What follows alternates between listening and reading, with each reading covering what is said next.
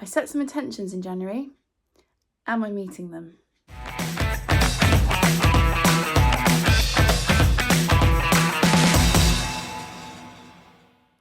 Hi everyone, welcome back to the channel. Today I thought it'd be a good time to sit down and do the mid-year book Freakout tag, but also just to do a kind of general check-in and see where I am with the intentions that I set at the start of the year.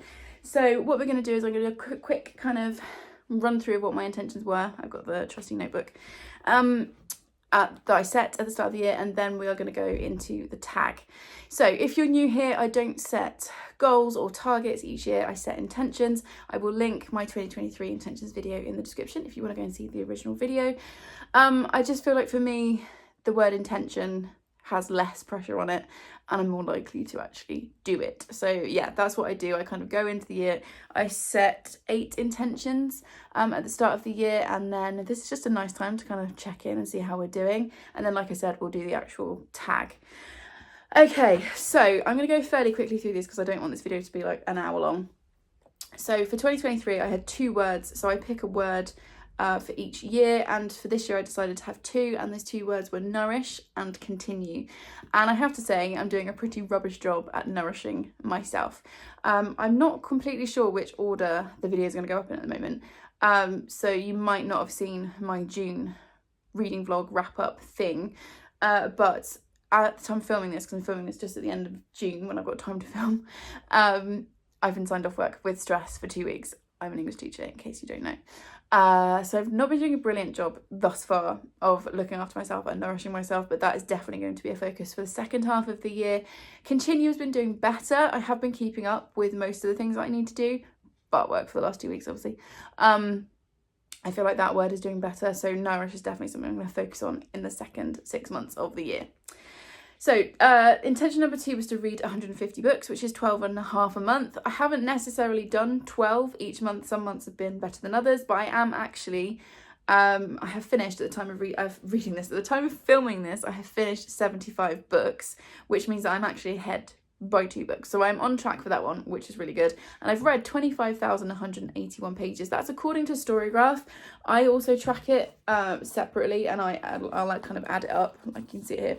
I add it up at the end of each year, so that might be slightly different because Storygraph's not always bang on with each edition, but it's around about 25,000 pages read, which is pretty good.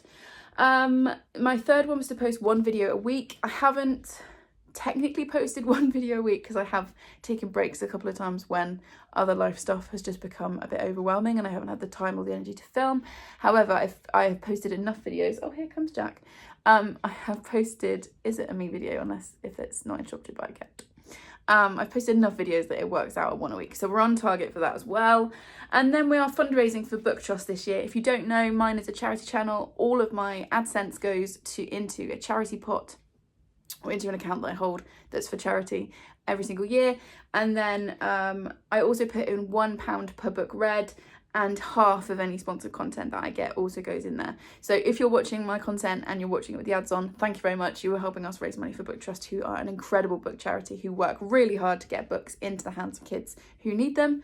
And we're doing really well with this so far. So far this year, we've raised £324.34 to be precise.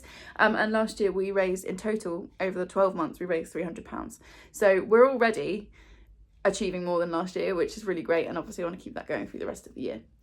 Number 5 was to keep the TBR to 50 to 80 books max and to play balancing the books each month. So far my TBR currently is standing at 44 books, so we are under that kind of bottom end of the range. I've said before, like, my TBR and balancing the books is more about me kind of keeping an eye on, you know, am I reading the books that are coming in or not.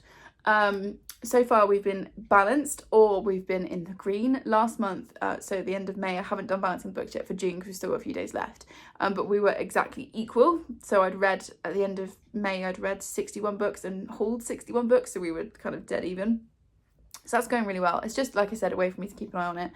I like to have some choice in my TBR. Kind of my ideal TBR size is about 50. But I don't like to get too overwhelmed. So yeah, we're doing well with that. We're currently on 44 books. Number 6 was to do quarterly unhauls. By the time this goes up, you'll have seen one. I did the first one. I'm filming the second one today, so that will be up at some point in July for quarter 2. So we're on track for that. No books older than 12 months on the TBR. We are also on top of that one. My oldest book currently at the time of filming is, because when I write them into my books coming in, I put the month that they came in. So anything in green I've read, anything in purple I DNF'd, and anything in pink I on-hauled on red. And so my oldest book at the moment is Crazy Rich Asians, which came in August, and it's actually, as you'll see in a minute, my next book on my TBR. So we are on top of that and we're doing well with that, so that's good. And that again is just about making sure I'm getting to those books that have been on my TBR a bit longer, because I'm definitely someone whose book taste changes quite quickly, and I'm really into something for a bit and then I get bored of it, and then I go on to something else. So making sure that I'm trying to make sure, I can't talk today, that nothing hangs around on my TBR too long is important for me in my reading. And then number 8 was to keep up with arcs. So I always try and read arcs the month before they come out, unless I get overexcited, and I'll show you an arc I got overexcited about and read way too early in a minute. And I'm also on top of that. So far we are doing really well with intentions. I just need to focus on the Nourish part of my intentions for this year. Okay, so let's get into the tag. I can't remember, sat here, exactly who came up with this tag, but I will put them in the description along with the original tag. I'm going to do this the way that Jade did it, because I watched her video, and I'll also obviously link her and her version in the description. She basically flipped the questions round and started at the end and worked backwards. And to me, actually, that makes a lot more sense, because you kind of finish off with the best book of 2023 so far. So there are 12 questions and we're already 6 minutes into this video, so I'm going to go fairly quickly. Everything you need for the tag will be in the description, so check that out please, and let's go through this. Okay, so the first question number 1 is books to read by the end of the year. So I'm just looking at my notepad here, which is where I'm looking at all the questions. Books to read by the end of the year. So as you guys know, because I just said, one of my intentions was to not have any books older than 12 months on my TBR. So the current 3 that I need to get to in order to stay on top of that is Crazy Rich Asians by Kevin Kwan, A Certain Kind of Hunger by Chelsea G. Summers, and Mr. Loverman by Bernardine Evaristo. All 3 of these are part of my summer TBR, which I will also link in the description for you if you want to go and watch that video if you've missed it. I feel like they've all got, this is why I picked them, they've all got really summery covers. These all came in sort of August, September, October of last year, and are the oldest books on my TBR. So they are my first priority to get done.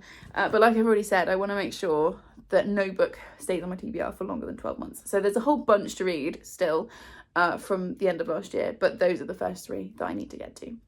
Question number 2, most beautiful book. Now, I am very lucky in that I have been sent and I've bought lots of beautiful books this year, but as soon as I saw this prompt, I thought of this book, and it's not necessarily the most beautiful, well, other people might not think it's the most beautiful cover, but for me it's the most striking cover that just came into my head as soon as I saw this question. And it's not like foiled or anything, it does have some very nice sprayed edges, but to me, like, this is the most striking cover that I've seen this year, and that is for Yellow Face by Rebecca F. Kwong. I am not usually one to worry about getting special editions or sprayed edges, but when I saw this edition on the Waterstones website, I mean, no, I have tapped it, so I have slightly wrecked the nice sprayed edge. Just when I saw this, I was like, yes, I need that. It's also one of my favourite books that I've read this year.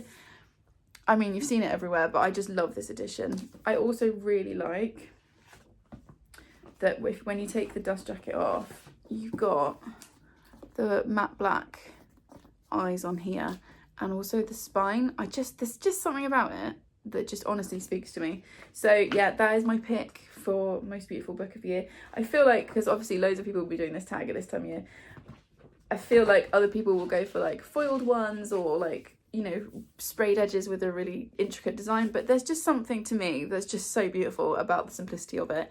And like I said, I just think it's really striking. When I think about book covers that have come out in 2023, this is the first one that springs to mind. So yeah, I have gone with Yellow Face by Rebecca F. Kwong. I would also highly recommend the book.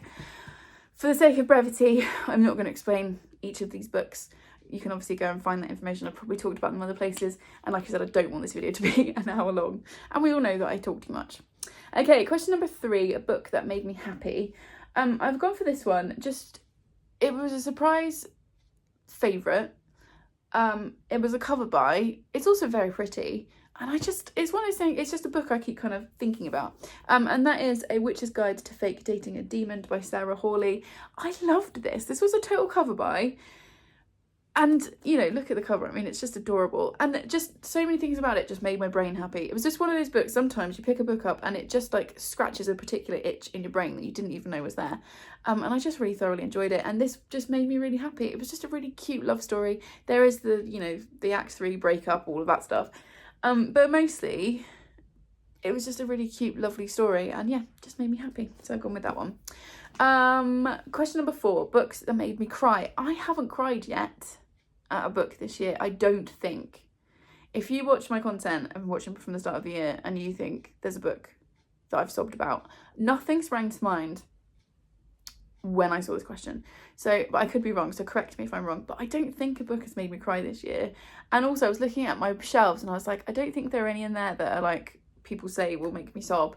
So we'll see. But if you can recommend me, I love a good crier book, and it's been ages I think since a book made me cry. So if you can recommend any, drop them in the comments and I will have a little look. Sorry, Jack is now being completely adorable behind the camera and it's really distracting. Anyway, carrying on. Number 5, new favourite character. So 5 and 6 I'm going to link together because number 6 is favourite author, and I've picked a book from this author for both questions. So let's just do this in a way it makes sense. So, new favourite author, Travis Baldree, whose first book was Legends and Lattes. Now, this came out last year. I read it in November, was completely obsessed, won't stop talking about it, or maybe I read it in October. I don't know, I read it at the end of last year. Completely obsessed. I want to read literally everything this man writes, including like his laundry list. His laundry list? You don't even write a laundry list. His shopping list, or like his diary, or he could write out the dictionary and I'd still want to read it. I absolutely adored this book and gave it 5 stars. And then I picked up, or was lucky enough to get given an ARC for Bookshops and Bone Dust, which doesn't come out till November, so I should have held off and read it in October. I did not. I read it in the month of June. Look at all those tabs. I just love this so much. So for the next question, for the favourite character question, my new favourite character is Pot Roast, who appears in this. Can't really tell you anything about it because it's the prequel to this, but Pot Roast must be protected at all costs. I love him. And also Satchel also appears in this. I also can't tell you anything about them, but they also need to be protected at all costs. So yeah, for favourite author and new favourite characters, we're going with Travis Baldree. I need his next book in my hands like yesterday, even though there's absolutely no chance of that. I love the way he writes. I love his characters. I love how he manages to craft like a found family, and there's always descriptions of food, and it's cozy. There's a little bit of peril. It's just, it's good for my reading soul. So yeah, Travis Baldree, new favourite author, Pot Roast and Satchel, new favourite characters. I cannot wait for this book. I fully knocked the camera. I cannot wait for this book to come out because I cannot wait for you guys to read this and then we can talk about it. I'm like so excited for that in November. Okay, question number 7 was biggest surprise. Now, this is a book that I read in January and I had very low expectations, okay? And I don't know why not, because it was an author that I had already read from and enjoyed, and loads of people that I trust had given this book 4 or 5 stars and had talked about what it was in it and kind of piqued my interest, and I still went in with really low expectations, okay? And I don't know, welcome to my brain. And this book absolutely blew me away. And that was Her Majesty's Royal Coven by Juno Dawson. I am lucky enough to be holding a signed Sprayed Edges edition because Chloe gave me her copy. Thank you again, Chloe, for that. Like, this just absolutely swept me off my feet. I'm completely obsessed. I'm going to talk about the other book in a minute. So this was definitely my biggest surprise of the year so far. I love being surprised by books. It's my favourite thing if a book sweeps in and surprises me in a good way. So yeah. This was my biggest surprise of the year so far. Okay, then the other end of the scale, biggest disappointment. This book is one that I still gave, I think, like 3.5 or 4 stars. I've still kept it, also because it's pretty, but also because it's part of a series I loved. But there is no getting around the fact that The Book of Magic by Alice Hoffman disappointed me. I think it's because it's focused on Sally. This is part of the Practical Magic series. I think it was because it was so much focused on Sally and I really can't stand her as a character. So that was a problem for me with this book. And I just found it a little bit boring in places. It's definitely my least favourite of the quartet. I think there's 4. Yeah, I think it's 4. This was my first read of the year as well, I think, or a very early one in January. and it just wasn't the one, which was disappointing, but I still stand by the fact that I love that series. Okay, question number 9 is most anticipated release. So I've got a few things pre-ordered. Sorry, my socks just decided to rotate on my foot. You didn't really need to know that. I need to remember when I'm like vlogging and when I'm doing sit down videos. Sorry. I have got a few books on pre-order for the rest of the year. I also have a finished copy of Bookshops and Bone Dust headed my way in November, which I would have bought anyway, but I pre-ordered it before I knew the lovely people at Book Break were going to put the ARC in my hands. But I think the one that springs to mind when I think about anticipated release is Heartstopper Volume 5. As I'm saying that, I feel like is it out this year? Terrible booktuber. I should stop filming and check, but as I'm filming, we're in the middle of a power cut and I don't have access to the internet, so who knows. But I am anticipating Heartstopper Volume 5. I'll put a picture here whenever it is that's coming out, because I miss Nick and Charlie, and I know I can go back and reread, but I feel like I need new stories. I think it is, as I'm talking, I'm like, I think it is the end of the year, like some point this year, and then the final volume is coming next year. I think that's what's happening, but like I said, I'm a terrible booktuber without current access to the internet, so we're just going to go with that. Heartstopper Volume 5, I'm very much anticipating. Hopefully it is out this year. So yeah, that's definitely one that I'm excited about coming up. I have got some others, but I can't think off the top of my head what I've pre-ordered because I'm a very organised human. Okay, next question. Question number 10, new release to read. So this is a book that came out this year. It arrived in my house this month and I'm very excited to read it.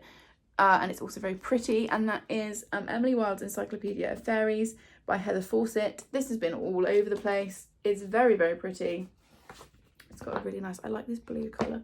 And this is one that I will definitely get to, I think, over the summer. I'm kind of waiting for when I've got a few days at home and I can sit in the hammock and read this, I think. Because I just think this is going to be really lovely and whimsical, and yeah, it's just, you know, it's got loads of obviously praise on the back, and it says here, a charmingly whimsical delight. So that sounds lovely. And yeah, a lot of the people whose opinions I trust have really enjoyed this, and I feel like I'm going to really enjoy it. So yeah, this is definitely one that's high up on my priority list. Question number 11, best sequel. So having just gushed about HMRC, this probably isn't a surprise. I don't read a lot of series. So I haven't read that many sequels this year. I think the only other one I can think of is Bookshops and Bone Dust, which I couldn't put in twice. I really enjoyed this. I did get the signed sprayed edge edition. I didn't enjoy it as much as the first one, but I did give it a solid 4.5 stars, and I'm very, very, very, very hyped for the final book in the series, although we found out this week that there's going to be a prequel short story featuring Anne Boleyn that's coming first. Very excited about that. Would I rather have had the end of the trilogy first? Yes. But anything that Gina Dawson wants to give me from this world, I will happily read. So yeah, this was definitely my favourite sequel of the year thus far. And then the final question is a hard one. So best book of 2023 so far. That's tough when I've read 75 books this year. However, as soon as I saw the question, this book was my immediate answer. And when I'm doing tags like this, I just go, I don't think on it too deeply. I go with my first instinct. And so I am calling at the halfway through the year point, this is my best book of the year so far. So this is Babel by R.F. Kuang, who also wrote Yellowface. So clearly she is also a new favourite author as well. This was stunning. I wish I'd read this when the hype was around. I was a bit late to the party. I'm also very sad that I have not, you know, because I was late to the party, I didn't get the Sprayed Edges special edition, but we move. I think about this book most days. Most days a quote from this book comes into my head, and I didn't tab it at the time. And one of the things that I plan to do, hopefully by the end of the year or possibly next year, because I'm going to do a reread project next year, is to go back through this and tab it, because there are so many quotes that just kind of burnt their way into my bones, and I want to be able to find them easily. So yeah, I'm calling this book my best book of 2023 so far, and we'll see if anything else can top it. So I've now got a very unsteady stack of books sat here. So tell me, what is your best book of the year so far? I'm always really interested to know. I also tend to add books to my TBR based on other people's like best books, because usually they're the cream of the crop. So tell me what your favourite read is of the year so far. If you made it to this point in the book, don't know where my brain is today. If you made it to this point in the video, please leave me the book stack emoji because there is a very teachery stack of books just here. Please subscribe if you would like more of this chaos, and I will see you in the next one. Thanks everyone. Bye.